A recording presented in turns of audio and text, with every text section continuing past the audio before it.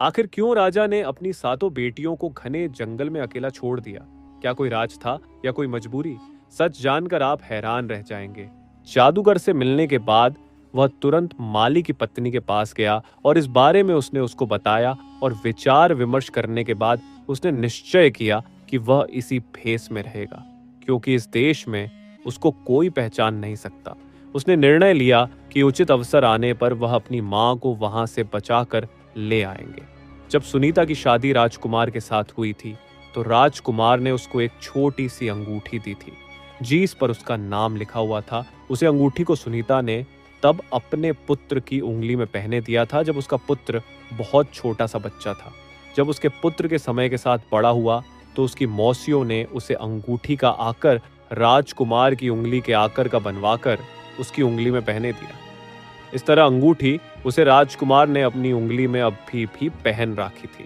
माली की पत्नी ने राजकुमार को सुझाव दिया कि तुम कुछ ऐसा इस गुलदस्ते में छुपा कर रख दो जिसे देखकर तुम्हारी माँ तुम्हें पहचान जाए।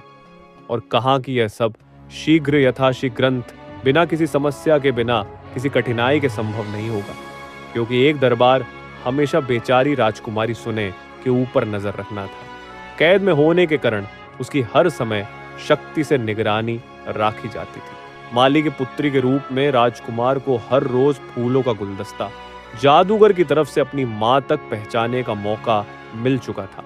अब वह हर रोज फूलों का गुलदस्ता रानी तक पहचानने लगा। जादूगर की एक दासी हमेशा उसकी मां के कमरे में रहती थी। अंत में एक दिन किस्मत ने उसे राजकुमार का साथ दिया और उसको एक ऐसा मौका मिल गया जब कमरे में उसकी मां के अतिरिक्त और कोई दूसरा व्यक्ति नहीं था। जब कोई भी उसको नहीं देख सकता था, तो उसने अपनी उंगली में पहले अंगूठी को निकालकर उसे फूलों के गुलदस्ते में बांधकर अपनी मां सुलाना के कदमों में डाल दिया। इस अंगूठी के जमीन पर गिरते ही आवाज आई। जैसे ही सुनीता ने उसे फूल के गुलदस्ते की ओर ध्यान दिया, सुनीता ने देखा कि इन फूलों के अंदर ऐसा क्या है जो यह विचित्र आवाज कर रहा है। ध्यान से देखने पर उसने एक छोटी सी अंगूठी को फूलों के साथ बंधे हुए पाया। उसे अंगूठी को पहचानते ही जब उसने फूलों का गुलदस्ता लाने वाली लड़की की ओर देखा, तो लड़की बने राजकुमार ने उसे अपने बारे में बताया। अपने पुत्र द्वारा बताई गई सारी कहानी पर उसको तुरंत विश्वास हो गया। राजकुमार ने अपनी मां से कहा कि कितनी खोज करने के बाद उसने उनको प्राप्त कर लिया है और उसे बचाने की कोशिश कर रहा है।